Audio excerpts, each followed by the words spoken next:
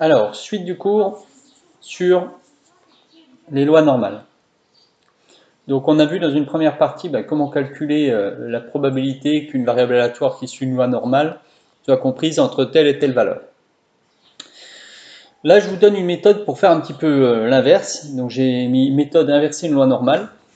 C'est-à-dire que si x suit une loi normale, parfois c'est pas la probabilité qu'on veut trouver, mais c'est la valeur t telle que la probabilité que x soit inférieur à t est égale à une probabilité p où p est donnée. Alors tout de suite, ou d'ailleurs on peut aussi chercher la valeur t telle que la probabilité que x soit plus grand que t soit égale à p. Là c'est égal, hein. Donc je rectifierai dans le PDF. Alors tout de suite un exemple pour que ce soit plus parlant. Si je prends une variable aléatoire qui suit une loi normale n01 et je cherche t telle que la probabilité que t soit plus petit, que x soit plus petit que t soit égal à 0,8. Regardez sur le dessin ce que ça donne en fait. Donc ça c'est votre fonction densité. Et je cherche le t là, tel que la probabilité soit plus petite, la probabilité que x soit plus petite que cette valeur là, ce soit égal à 0,8. C'est fait que l'air ici qui est sous la courbe, juste de moins l'infini jusqu'ici, elle doit faire 0,8, 80%. Et quelle est la valeur qui est là? Alors, on sait déjà que ça sera plus que 0, parce que quand on est à 0, quelle est la probabilité qui est de ce côté-là? C'est 0,5. Donc, ça va être un petit peu plus que 0. Et en fait, donc là, moi je vous ai mis le résultat, ça sera 0,84. Alors, la calculatrice, elle permet de trouver cette valeur t, telle que p de x inférieur à t soit égal à 0,8. Voilà, la calculatrice permet de le faire. Donc là, M. Monca lui a mis 3 tutos pour le faire sur les différentes calculatrices, TI, Casio ou HP. Il est très possible que maintenant avec les calculatrices, les nouvelles calculatrices, vous ayez des menus beaucoup plus sympas que ce qui est proposé là. C'est-à-dire on vous dit quelle est la probabilité, quelle est la moyenne, quelle est l'espérance et quelle probabilité vous voulez. Et la calculatrice renvoie directement la valeur de t. Il est même possible que certaines calculatrices renvoient directement les valeurs de t comme ça. Je crois que ça se fait avec tail. Soit on met le tail à gauche là, soit on met le tail c'est la queue, donc soit on met la queue à gauche, soit on met le tail à droite. Et sur certaines Casio c'est possible. Donc je ne sais pas ce que vous avez. Donc voilà, je vous laisse faire ça. Lui il a mis des exemples qui ne sont pas faits avec N01, mais donc on peut tout à fait inverser même si c'est pas N01. Alors là je vous ai mis qu'est-ce qu'on fait si on cherche P de x supérieur à t égale quelque chose? Le plus simple, c'est de se ramener à P de x inférieur à t. Si on cherche P de x plus grand que t égale 0,54, ça veut dire que P de x inférieur à t doit faire 0,46. C'est-à-dire cette configuration-là. C'est cette valeur-là en général que la calculatrice renvoie. La valeur t telle que tout ce qui est avant t soit la probabilité demandée. Donc ici, vous faites ça à la calculatrice et la calculatrice va vous renvoyer une valeur ici qui sera forcément plus petite que 0, puisqu'on n'arrive pas jusqu'à 0,5. Alors, les intervalles à 1, 2 ou 3 sigma. Alors, je commence par un théorème, et puis on gardera un peu l'explication après. Si x est une variable aléatoire qui suit la loi n01, alors, pour tout alpha dans 0,1, il existe un unique réel positif u alpha, tel que la probabilité d'être entre moins u alpha et u alpha soit égale à 1 moins alpha. Alors ça paraît un peu compliqué comme ça, mais dans les faits, ça n'est pas tant que ça. Si on regarde un petit peu le dessin, en fait, ce qu'on cherche ici, vous voyez, vous avez votre fonction densité, et par exemple, si je vous donne une probabilité de 0,8, eh bien il existe bien un u ici, tel que ce qui est entre les deux soit égal à 0,8. C'est ça qui est dit ici. C'est-à-dire qu'on veut en enlever la même chose du côté gauche que du côté droit, et il faut que ce qui reste entre les deux, entre moins u alpha et u alpha, soit égal à 0,8. Si vous prenez comme exemple 0,8. Donc si vous voulez qu'il y ait 0,8, il y a un moyen tout simple de dire, c'est qu'il faut qu'on enlève 0,2, donc il faut que de chaque côté on enlève combien? Eh bien 0,1. Et donc si vous voulez enlever 0,1 de chaque côté, ça veut dire qu'ici, le u qui est là, il y a combien à gauche? S'il y a 0,1 de ce côté-là, il y a 0,9.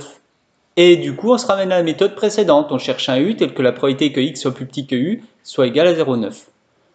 Donc voilà, vous voyez, ça va être très simple. Alors, Par rapport aux notations, U alpha, moins U alpha, donc le alpha, c'est le pourcentage qu'on veut enlever. Par exemple, si je veux qu'il reste 95%, il faut que j'enlève 5%. Et donc, alpha, ça sera 0,05. Et là, vous aurez 0,95. Donc, on veut que la probabilité que x soit compris entre moins U alpha soit égale à 0,95.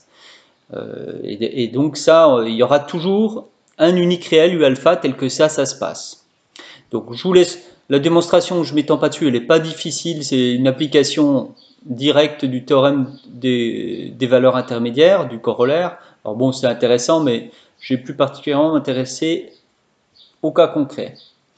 Donc ici, je vous ai mis, on cherche U, tel que la probabilité que x soit compris entre moins U et U soit égal à 0,7. Si je reprends les énoncés du théorème, ici, ça veut dire que 1 moins alpha égale 0,7, ça veut dire que le alpha, il est de 0,3. Donc en fait, par rapport à l'énoncé, là, ça serait U0,3 et U0,3. Vous voyez, moins U0,3 plus U0,3. Voilà.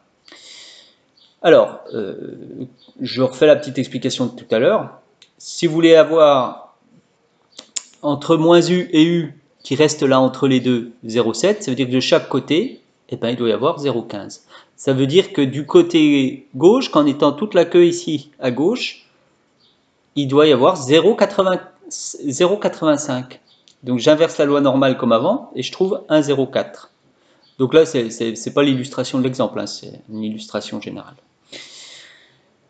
Et donc on trouve 1,04, donc la probabilité d'être entre moins 1,04 et 1,04, c'est 0,7.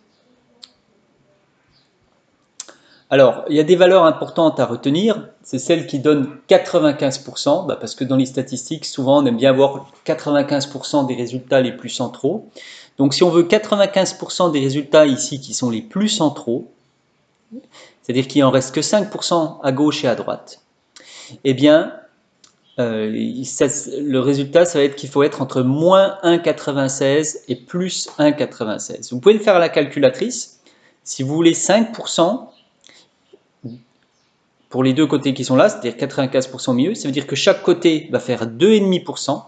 Ça veut dire qu'il va falloir trouver une valeur de U telle que la probabilité que x soit plus petite que U, tout ce qui est à gauche ici, fasse 97,5%. On laisse que 2,5% de ce côté-là. Faites un inverse normal à la calculatrice.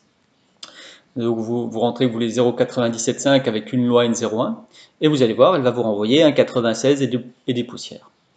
Donc pareil, si vous voulez 99%, ici, c'est-à-dire qu'on va en laisser que 0,5% de chaque côté, donc on va aller jusqu'à 0,995 si on prend toute la queue gauche, vous allez trouver environ 2,58. Donc voilà, c'est des valeurs qu'on vous donne à connaître dans le cours.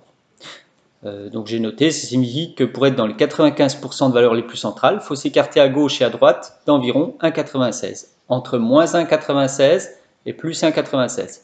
On peut remarquer que c'est quasiment 2 fois l'écart type. L'écart type est de 1, là on est avec une loi normale N01.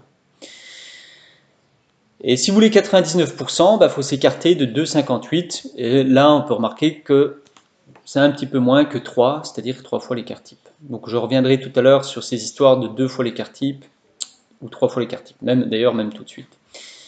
Alors, donc ça, ce qu'on a fait, c'était pour la loi N01. Maintenant, il y a un résultat plus général pour les lois N mu sigma 2 que vous devez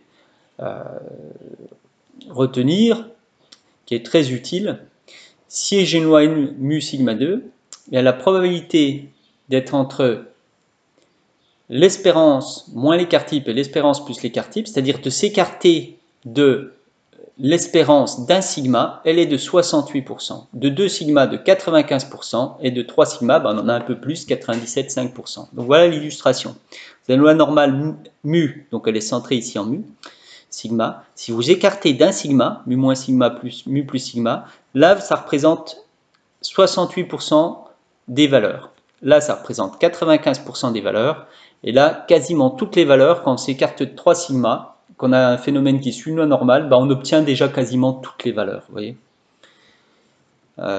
oui, je m'aperçois que là, j'ai mis mu moins 3 sigma. Le mu moins 3 sigma, il est ici. Je rectifierai dans le PDF. Il faut mettre mu moins... mu moins 3 sigma ici et mu plus. Voilà, donc je reprends, donc je rectifie tout de suite hein, dans le PDF et je vous le remplacerai.